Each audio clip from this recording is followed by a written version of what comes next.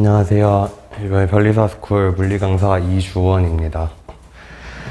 자, 저희가 이제 1차 시험 대비해서 설명회 중인데, 지금 이제 1차 시험이 민법, 산업재산권법, 그 다음에 자연과학 이렇게 세 과목으로 구성되어 있어요.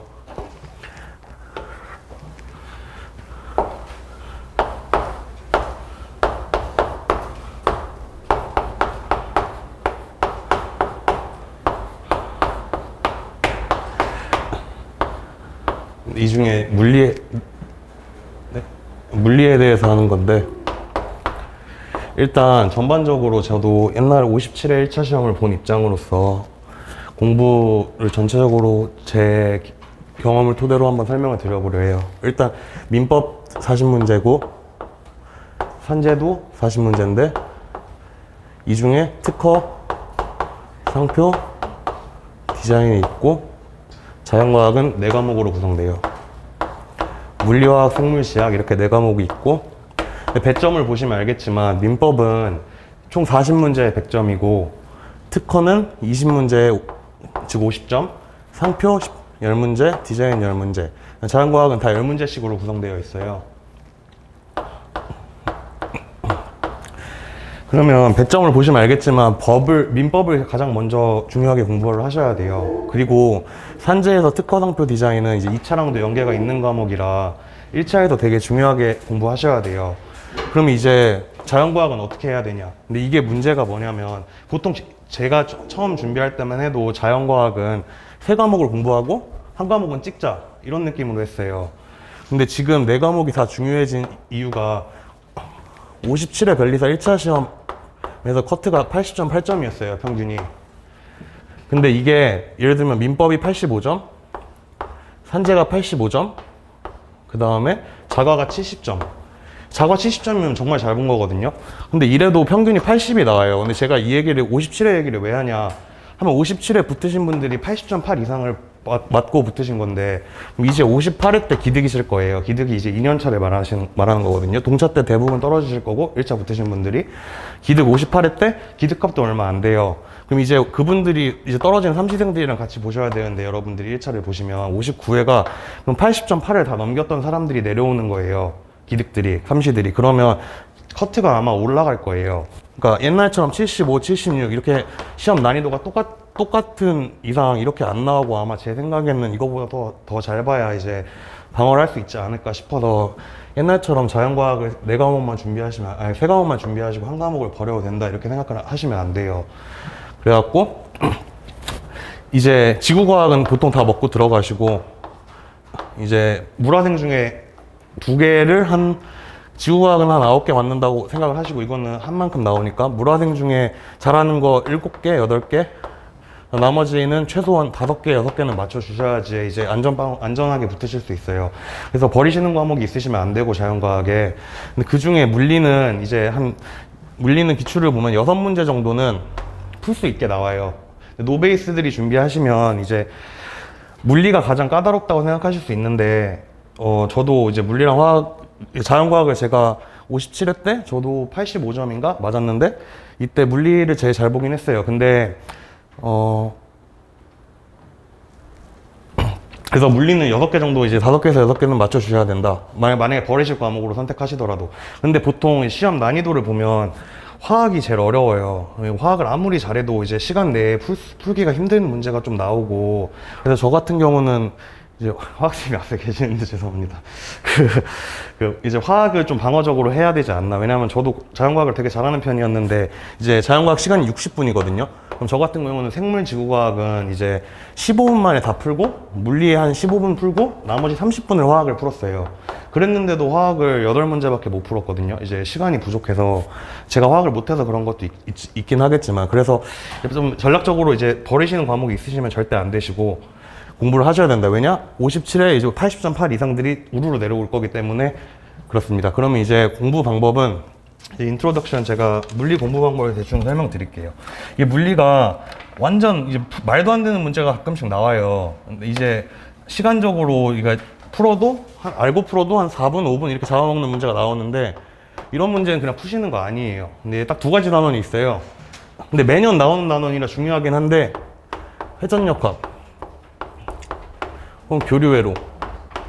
이게 노베이스 분들이 공부하시기에는 정말 어려운 단원이에요. 근데 회전역학은 거의 매년 시험에 기출되고 있고 교류회로도 2년에 한 번꼴로 기출이 되고 있어요. 그런데 이제 정말 유베이스가 9개 정도 맞으시려면 이제 회전역학을 하시는 걸 추천드리는데, 만약에 정말 노베이스 상태에서 정말 올해 59회에서 물리를 방어적으로 6개 정도 맞고 싶다 하시면 이제 2개는 저 같은 경우는 추천드리지 않아요. 왜냐면 회전역학 같은 경우는 이제 운동방정식을 2번 세워야 되는데 시간적으로도 오래 걸리고 난이도도 처음엔 어렵고 그래갖고 그렇습니다. 자, 이제 물리 예를 들면 제가 문제풀이 원칙 이렇게 가져왔는데 오늘 설명인데, 물리 강의 설명회가 아니라서 대충 말씀드리면 모든 자연과학 문제가 다 그래요.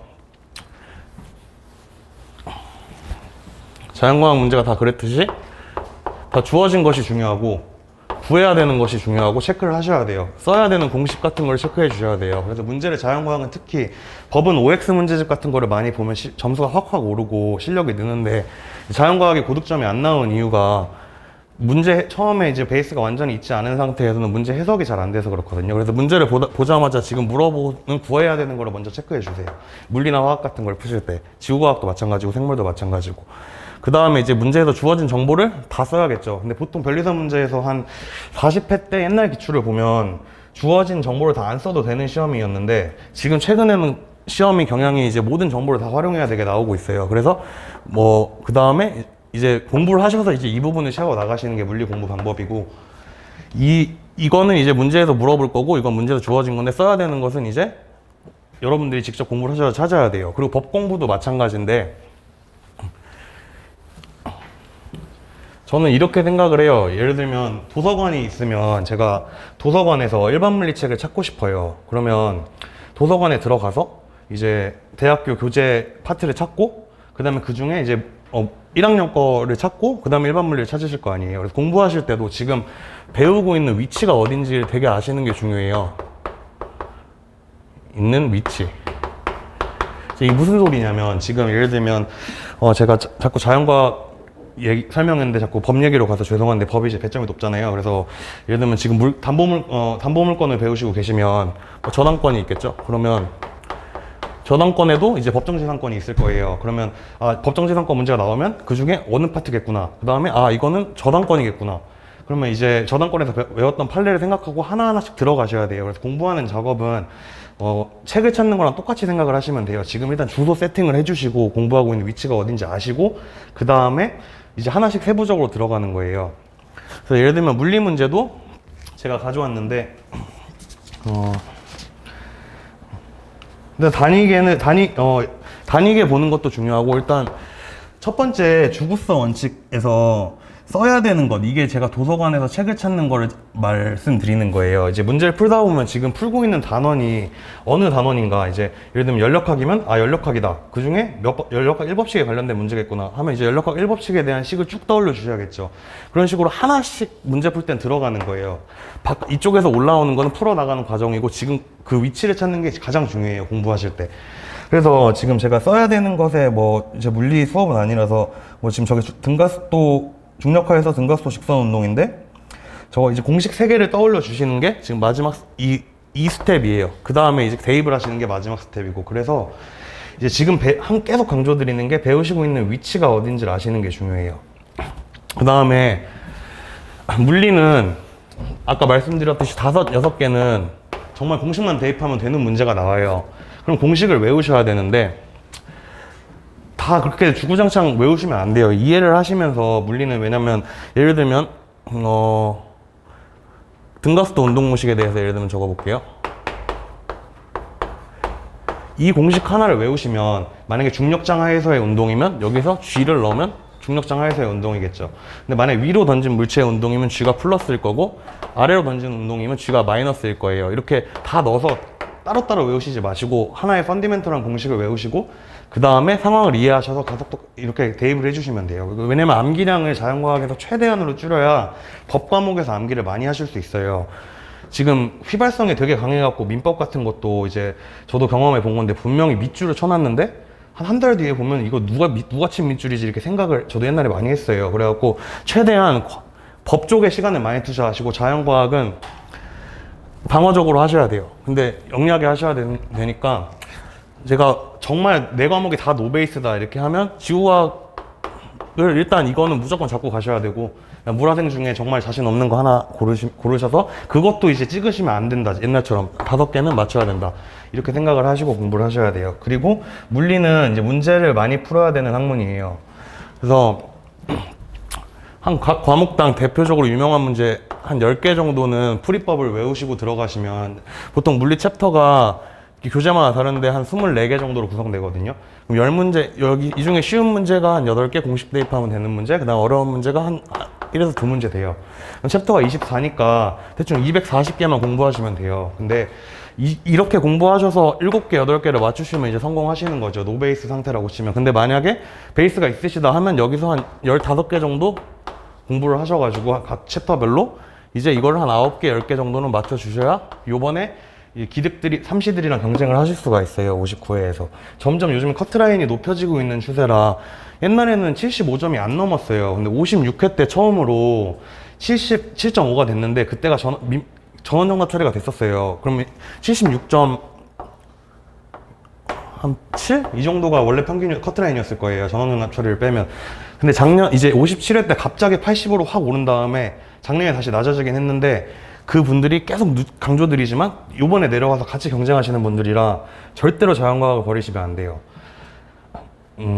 일단 물리 문제는 한 챕터당 한 10개 정도는 최소한 방어적으로 공부를 하시고, 고득점을 원하시면 좀 어려운 문제 5개 정도 추가하셔서 15개 정도는 공부를 해주세요. 그러면 이제 민법이나 특허나 이제 상표에 드리는 노력에 비하면, 제가 맨날 민법 막 문제집 두꺼운 거 이렇잖아요. 한 1200 문제, 1300문제 정도 되는 것 같은데, 자연과학도 이제 같은 100점이니까 물리에 한 240개 정도 투자하시는 거는 어려운 게 아니에요. 민법 공부하시는 거에 한 4분의 1 정도 시간이고, 그리고 가장 원래 공부에 치중하셔야 되는 거는 이제 민법이 2차 시험에 안 나오기 때문에, 민법은 방어적으로 한 90점은 맞자 이렇게 생각을 하시는데, 2차 과목 중에 민법이 없지만 민사소송법이 있어요.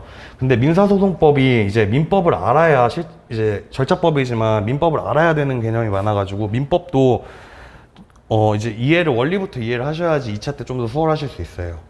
그래서 하여튼 중요한 거는, 저희 시험에서 중요한 거는 법 과목인데, 그 중에 민법이 일단 1차를 짧게 단기적으로 보면 이게 가장 배점이 높으니까 민법 공부를 가장 투자를 많이 해주시고, 그 다음에 특상을, 얘는 2차까지 연계되는 과목이니까 상표가 이제 10점밖에 안 되거든요. 10문제밖에 안 되거든요. 근데 그래갖고 공부량을 좀 줄이시면, 제가 경험했던 거라서 2차를 들어가면 엄청 어려워질 수가 있어요. 이제 이것 때문에. 왜냐면 이것도 한 100점짜리 과목으로 나오기 때문에. 그래서 1차 공부하실 때 여기 시간 투자를 정말 많이 해주시면 2차 공부하실 때 수월할 거예요. 저희가 이제 1차 합격이 목표가 아니라 최종 합격이 목표이기 때문에, 제가 오늘 자연과학을 설명하러 왔어도 이렇게 말씀드리는 거예요. 저는 참고로 57회 1차를 민법 97.5, 산재 92.5, 자가 85로 붙고, 이제 58회 2차 시험 보고 결과가 기다리고 있습니다.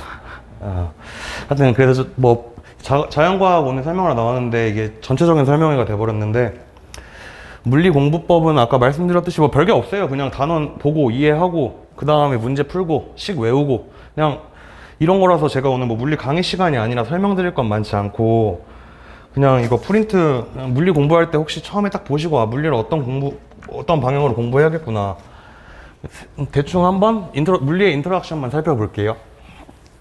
자, 아까 이건 자연과학 전반적으로 주구서 원칙 제가 말씀드렸던 거 있고, 일단 물리량이 되게 중요해요. 이게 완전 물리 들어가기 전 기초인데, 화학에서도 똑같아요. 생물도 똑같고 지구과학도 똑같고, 식이 있으면 그 식이 외우기만 하면 안 되거든요. 예를 들면 F는 MA인데 이 F가 뭐고 M이 뭐고 A가 뭔지는 다 숙지해 주셔야 될 거 아니에요. 그래서 이 물리량을 일단 다 암기를 하시고, 의미하는 걸 똑바로 먼저 이해를 하고 공부를 시작하셔야 돼요. 그 각 단원이 시작하면, 예를 들면 에너지 단원이에요. 그럼 이제 키네틱 에너지랑 포텐셜 에너지가 나오겠죠. 그러면 이거에 대한 설명과 앞서 그 공식이 나올 거예요. 그럼 그 공식을, 예를 들면 EK가 2분의 1 MV 제곱이다 하면, 이 공식을 분필이 안 나오네요. 공식을 외우기 전에 앞서 이게 뭔지, 이게 뭔지, 이게 뭔지 일단 물리량부터 깨닫고 가셔야 돼요. 그래야지 나중에 실수를 안 해요. 그 다음에 정말 중요한 건데, 다음 페이지 보시면 단위가 되게 중요해요. 이게 물리 공부하실 때 저희 별리다 시험에도 이제 단위로 장난치는 문제가 많이 나와요. 옛날에 예를 들면 한 3년에 한 번씩 나오는데 뭐 미터로 줘야 될 거를 센티미터로 준다.